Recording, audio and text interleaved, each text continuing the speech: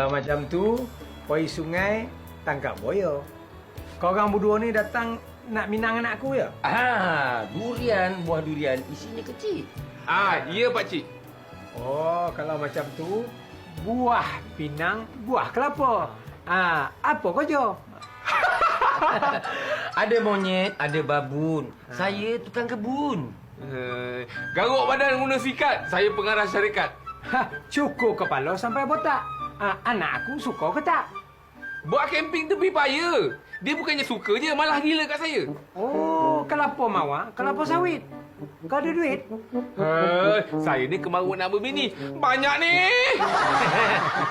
Ni. Saya suka tengok cerita kartun.